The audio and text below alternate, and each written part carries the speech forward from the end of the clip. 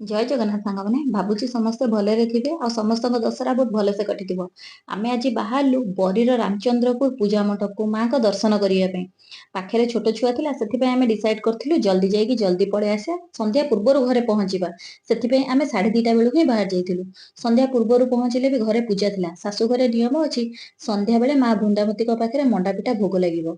आसिकी तो बनै हेबनी सेथि पे मु रोसई सारिकी ही रोसई घर पुछा पुछि करिकी पिठा बनै दी जाइथिलि। ଯେମିତି ଆସିଲା ପରେ ମୁଁ ସାଙ୍ଗେ ସାଙ୍ଗେ ଭୋଗ ଦେଇପାରିବି। ବାହାରିଲୁ ଏ ଖରାରେ ଦେଖୁଛନ୍ତି ନା କେତେ ଖରା ତଥାପି ମାଙ୍କ ମଣ୍ଡପରେ ଯାଇକି ପହଞ୍ଚିଗଲୁ।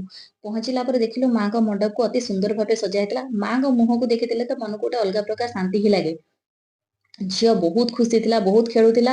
ସବୁ ବୁଲାବୁଲି କରିକି ଦେଖିଲୁ ଛୁଆଙ୍କ ପାଇଁ 4-5 ପ୍ରକାର ଦୋଳି ଲାଗିଥିଲା, ସବୁ ଭେରାଇଟିର ଦୋକାନ ବଜାର ପଡିଥିଲା, ଷ୍ଟଲ ପଡିଥିଲା। ସବୁ ବୁଲାବୁଲି ଭିତରେ ମତେ ଗୋଟେ ଜିନିଷ ବହୁତ ଠିକ ଲାଗିଲାନି, ଖରାପ ହିଁ ଲାଗିଲା ସେଟା। ଗୋଟେ ଫାଷ୍ଟଫୁଡ ଷ୍ଟଲ ସାମ୍ନାରେ ଗଲା ବେଳକୁ ଚାଉମିନକୁ ଗୋଟେ ପ୍ଲାଷ୍ଟିକ ପାଲ ଉପରେ ରଖିଛନ୍ତି, ଯୋଉଟା କି ଗନ୍ଧିଆ ଲାଗିଲା। କାରଣ ଚାଉମିନକୁ ବହୁତ ଛୋଟ ଛୁଆ ହିଁ ଖାଉଛନ୍ତି, ଯୋଉଟା କି ତାଙ୍କ ହେଲ୍ଥ ପାଇଁ ଭଲ ନୁହଁ। ହେଲ୍ଥ ସହିତ ଖେଳିବା କଥା ତ ଏମିତି ନୁହଁ। ଆଉ ଲାଷ୍ଟ ମତେ ମୋ ଫେଭରେଟ ଜିନିଷ ମିଳିଗଲା ମକା, ଯୋଉଟାକୁ ଦେଖି ତ ମୁଁ ବହୁତ ଖୁସି ହେଇଗଲି। ଆଉ ଆପଣଙ୍କୁ ଯଦି ଭଲ ଲାଗିଲା ମୋ ଭିଡିଓ ସେଥିପାଇଁ ଲାଇକ୍ ଆଉ ସବସ୍କ୍ରାଇବ କରିବାକୁ ଭୁଲିବେନି। ଜୟ ଜଗନ୍ନାଥ।